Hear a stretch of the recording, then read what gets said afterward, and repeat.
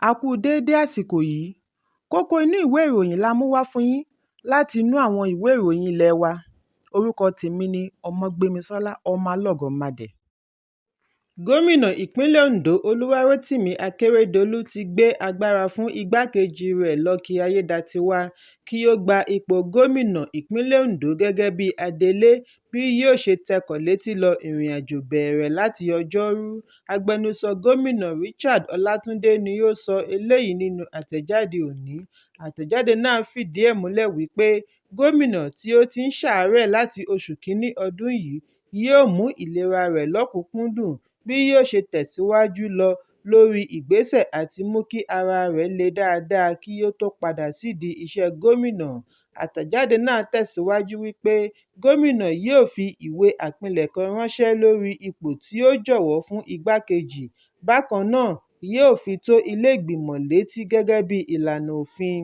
Gẹ́gẹ́ bí àgbàmọ̀fin tí ó jẹ́ ẹni ọ̀wọ̀, síwájú àkókò yìí ni gómìnà ti ń gbé agbára fún igbákejì rẹ̀ lọ́dọọdún bí ó bá ti ń rin ìrìnàjò ìsinmi. Àkọ́kọ́ irú rẹ̀ wáyé ní ọjọ́ kìíní oṣù kẹrin ọdún 2021, ìkejì wáyé ní ọjọ́ kìíní oṣù kẹrin ọdún 2022, ìkẹta ní ọjọ́ kẹta oṣù kẹrin ọdún 2023 kí ó tó wá lọ òmíràn nínú ọdún yìí ní ọjọ́ kẹwàá oṣù keje. Ẹ̀kúnrẹ́rẹ́ ìròyìn yìí wà nínú ìwé ìròyìn Daily Post tó jáde lónìí. Olùdíje du ipò ààrẹ lábẹ́ òṣèlú Labour níbi ìdìbò ọdún yìí Peter Obi ti ké sí ìjọba àpapọ̀ láti ṣèwádìí àṣìṣe àdó olóró tí ó wáyé ní ọjọ́ kẹta oṣù Kejìlá ní ìpínlẹ̀ Kaduna. Obi ṣe ìpè yìí nígbà tí ó ṣe àbẹ̀wò lọ sí abúlé Tundubiri ìjọba ìbílẹ̀ Igabi ìpínlẹ̀ Kaduna níbi tí ará abúlé tí ó lé ní 100 ti jáláìsí látàrí àṣìṣe iléeṣẹ́ ológun. Obi ṣe àbẹ̀wò sí ilé ìwòsàn ìkọ́ṣẹ́mọṣẹ́ Barau Dikko níbi tí ó ti ṣe alábàápàdé àwọn tí ó fara kááṣá àṣìta àdó olóró. Gómìnà àná fún ìpínlẹ̀ Anambra kérora wípé lápapọ̀ orílẹ̀-èdè ti ní ìrírí àṣìta àdó olóró 16 tí ó ti dẹ́mi ènìyàn tí ó lé ní 500 légbodò tí ìjọba àpapọ̀ kò sì rí nǹkan kan ṣe sí i láti dènà ìjàmbá yìí. Obi sọ ìdí tí ìjọba ṣe gbọ́dọ̀ gbárùkù ti iléeṣẹ́ ológun kí wọ́n lè rí i dájú wípé ìjàmbá yìí kò wáyé mọ́. Ó ní iṣẹ́ ológun nílò owó tó tó owó láti fi gbógun ti ètò ààbò. Ẹ̀kúnrẹ́rẹ́ ìròyìn yìí wà nínú ìwé ìròyìn Daily Post tó jáde lónìí. Ìjọba ìpínlẹ̀ Ọ̀ṣun ti bẹ̀rẹ̀ ìwádìí lórí ẹ̀sùn àwọn ọmọ iléèwé alákọ̀ọ́bẹ̀rẹ̀ 18 láti James Primary School bí Òṣogbo tí wọ́n balẹ̀ sí ilé ìwòsàn lẹ́yìn oúnjẹ ọ̀sán tí ìjọba ìpínlẹ̀ ṣètò rẹ̀ lọ́fẹ̀ẹ́ fún wọn. Bákan náà ni ìjọba pàṣẹ kí wọ́n dẹ́kun oúnjẹ sísè ní ilé ìwé yìí títí di ìgbà tí ìwádìí yóò fi parí. Nínú àtẹ̀jáde láti ọ̀dọ̀ Kọmíṣánná fún ìròyìn Kọ́lápọ̀ Álímì tó jáde lónìí ni ó sọ wípé lójú ẹsẹ̀ tí gómìnà pàṣẹ ní kété tí wọ́n fi ẹ̀sùn náà tó létí.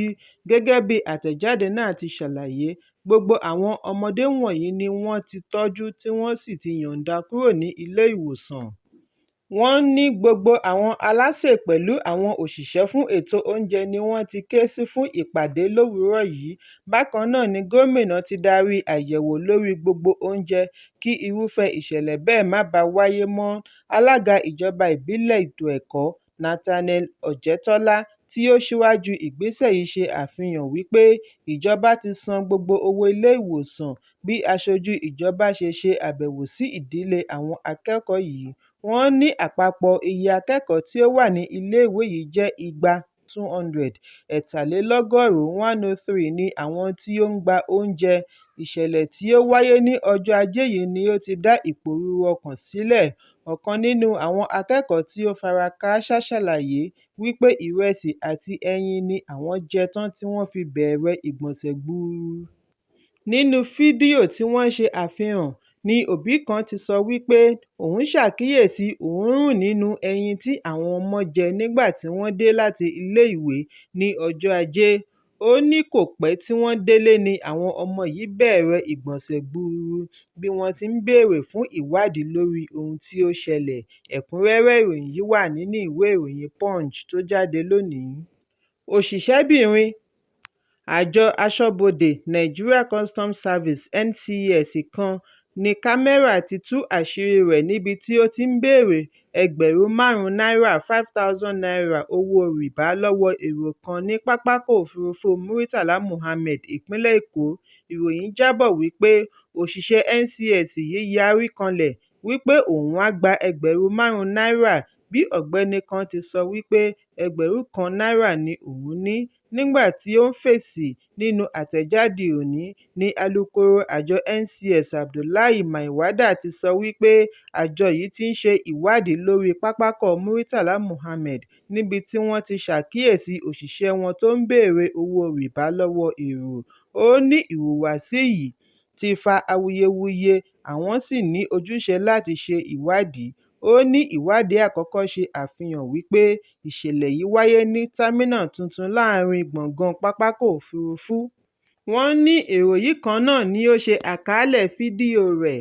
Àkàálẹ̀ yìí ṣe àfihàn ìwà tí ó lòdì sófin àjọ NCS. Àtẹ̀jáde náà tẹ̀síwájú wípé lóòótọ́ ni òṣìṣẹ́ yìí jẹ́ òṣìṣẹ́ àjọ custom tí wọ́n fi sí ẹ̀ka pápákọ̀ òfurufú Muritala Muhammed, ìpínlẹ̀ Èkó. Wọ́n ní ìwà yìí lòdì sófin, bẹ́ẹ̀ ni ó tàbùkù sí iṣẹ́ àjọ NCS bí wọ́n ti rọ àwọn èrò àti ará ìlú kí wọ́n ṣe àfisùn irúfẹ́ ìwà àṣemáṣe bẹ́ẹ̀ ní kíákíá fún ìgbésẹ̀ tí ó tọ́. Láfikún, wọ́n ní àwọn yóò fi àbájáde ìṣẹ̀lẹ̀ yìí hàn fáráyé rí. Ẹ̀kúnrẹ́rẹ́ ìròyìn yìí wà nínú ìwé ìròyìn Punch tó jáde lónìí. Lónìí ni ilé-ẹjọ́ gíga tó fìkàlẹ̀ sí ìlú Àbújá ṣe ìdáwọ́kò fún kọmíṣánná ọlọ́pàá ìpínlẹ̀ Kogi Bertrand Onioha lórí fífi ọwọ́ ṣìkún òfin mú agbẹnusọ fún ẹgbẹ́ òṣèlú Social Democratic Party SDP Farouk Adéjọ Audu. Bákan náà ni wọ́n ṣe ìdáwọ́kò fún ọ̀gá ọlọ́pàá yányán, adarí àgbà fún àjọ ọ̀tẹlẹ̀múyẹ́ DSS àti adarí àjọ DSS ní ìpínlẹ̀. Ìdáwọ́kò yìí ní ilé-ẹjọ́ fìdí ẹ̀ múlẹ̀ títí di ìdájọ́ ilé-ẹjọ́ yóò fi wáyé lórí ẹ̀sùn ẹ̀tọ́ ọmọnìyàn tí Adéjọ Audu pè wípé ẹ̀mí òun wà nínú ewu láti ọ̀dọ̀ àwọn afẹ̀sùnkàn wọ̀nyí. Adéjọ Audu tí í ṣe ìlúmọ̀ọ́ká akọ̀ròyìn, ajìjàǹgbara, olóṣèlú àti agbẹnusọ fún ẹgbẹ́ òṣèlú SDP ni ó lọ ilé-ẹjọ́ lẹ́yìn èdè-àìyedè tí ó wáyé láàrin òun pẹ̀lú kọmíṣánná ọlọ́pàá ìpínlẹ̀ Kogi Onioha lórí ọ̀rọ̀ ìdìbò, ní èyí tí ó mú kí Onioha lérí ní gbangba wípé kí ó máa retí ìpadàbọ̀ rẹ̀. Agbẹnusọ SDP ní ó fi ẹ̀sùn kan ọ̀gá ọlọ́pàá wípé ó lẹ̀dí àmọ̀pọ̀ pẹ̀lú àwọn jàǹdùkú láti ṣe ìkọlù sí ẹgbẹ́ òṣèlú rẹ̀ níbi ètò ìdìbò gómìnà tí ó wáyé láìpẹ́ yìí ní ìpínlẹ̀ Kogi. Ọjọ́ kejì ni kọmíṣánná ọlọ́pàá ní ìpàdé pẹ̀lú àwọn akọ̀ròyìn níbi tí ó ti lérí wípé òun fún Adéjọ Audu ní wákàtí 24 láti fi kó ọ̀rọ̀ rẹ̀ jẹ tàbí kí ó máa retí ohun tí yóò tẹ̀yìn rẹ̀ yọ.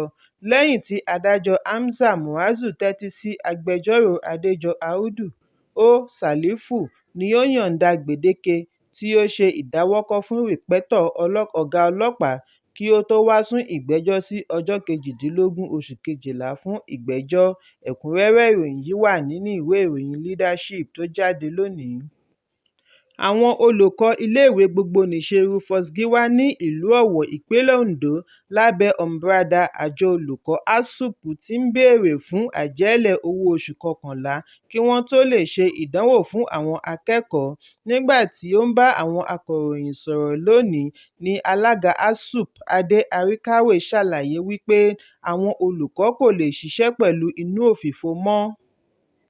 Ó ní àìrí owó oṣù gbà déédéé yìí ti ń ṣe lemọ́lemọ́ jù láti bíi ọdún 7 sẹ́yìn. Pẹ̀lú gbogbo ìgbìyànjú wọn àti yanjú ìṣòro yìí, ó ní àwọn ń ṣe ojúṣe wọn kódà pẹ̀lú inú òfìfo. àríkáwé ní àwọn ń ṣe eléyìí nítorí gómìnà rotimi akeredolu tí ó jẹ́ ọmọ bíbí ìlú owó láti lè dènà àwọn ẹgbẹ́ òṣèlú alátakò kí wọ́n má bàa lo èyí takò ó. ó ní báyìí ipá àwọn ti pin, àwọn kò lè fara dà á mọ́, kò ní sí ìdánwò fún àwọn akẹ́kọ̀ọ́ àyàfi bí wọ́n bá san àjẹ́lẹ̀ owó oṣù wọn. ó ní èdè kan ṣoṣo tí àwọn fẹ́ẹ́ gbọ́ báyìí ni wípé wọ́n ti san owó. àríkáwé ṣe àfihàn wípé láti ìbẹ̀rẹ̀ ọdún 2023 owó oṣù kejì ni àwọn rí gbà àti díẹ̀ nínú owó oṣù kẹta. ó ní àpapọ̀ owó tí iléèwé yìí jẹ olùkọ́ kù sí bílíọ̀nù 6 náírà. bákan náà ni alága asuu kọ̀rọ̀ ojú sí bí iléèwé ṣe kọ̀ láti san owó ìgbéga fún àwọn olùkọ́ láti ọdún 2015. ó fi kún un wípé lọ́wọ́lọ́wọ́ báyìí iléèwé gbogbonìṣe yìí ń kojú ìṣòro ohun èlò fún ìkẹ́kọ̀ọ́ àwọn akẹ́kọ̀ọ́. ẹ̀kúnrẹ́rẹ́ ìròyìn yìí wà nínú ìwé ìròyìn leadership tó jáde lónìí. ilé-ẹjọ́ gíga tó fìkàlẹ̀ sí ìlú Port Harcourt ti fìdí ẹ̀ múlẹ̀ wípé Edison Ehie ní ojúlówó agbẹnusọ ilé-ìgbìmọ̀ ìpínlẹ̀ Rivers. Edison Ehie jẹ́ ọ̀kan lára àwọn 4 tí ó wà nínú ìgbìmọ̀ gómìnà Siminalayi Fubara.